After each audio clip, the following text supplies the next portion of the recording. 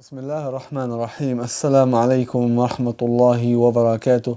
لنزداد إيمانا ونور من سورة النور. الله عز وجل يقول: والله خلق كل دابة من ماء فمنهم من يمشي على بطنه ومنهم من يمشي على رجلين ومنهم من يمشي على أربع يخلق الله ما يشاء إن الله على كل شيء قدير. لقد أنزلنا آيات مبينات والله يهدي من يشاء إلى صراط مستقيم. الله خلق كل شيء من ماء واستثنى أربع: آدم عليه السلام وعيسى ابن مريم والجن والملائكة. الله عز وجل يبين أن الباقي كل عاقل مخلوق من ماء، كل شيء، كل دابة من ماء. العاقل كله مخلوق من ماء، والدابة ورد كل ما دب على الأرض أنه دابة. فمنهم من يمشي على بطنه. الله يقسم كيف يمشي كل مخلوق من هذه الدواب، كل مخلوق من ماء كيف يمشي. الزواحف، الحوت، ومن للعاقل.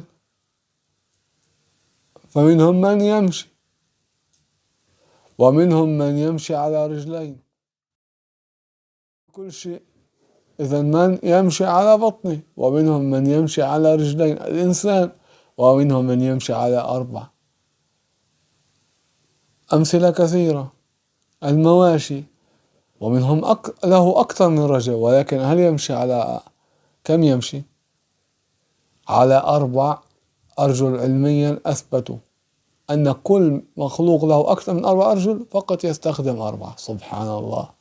الله عز وجل قادر على كل شيء، يخلق الله ما يشاء إن الله على كل شيء قدير. لقد أنزلنا آيات واضحات مبينات واضحات والله يهدي من يشاء إلى صراط مستقيم. الذي يهدي هو الله.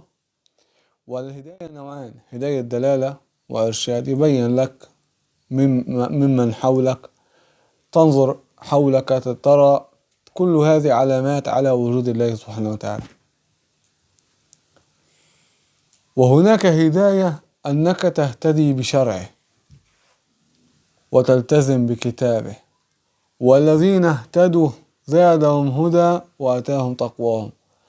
الذي لا ينظر ويصرف عقله عن الآيات الواضحات لا يمكن أن يهديه الله سبحانه وتعالى. ولكن من أراد الهداية يوفقه الله للعمل الصالح، والأعمال الصالحة تكون سببا لثباته على الطاعات. اللهم اجعلنا ممن ثبت على الطاعات. وبارك الله فيكم، والسلام عليكم ورحمة الله وبركاته.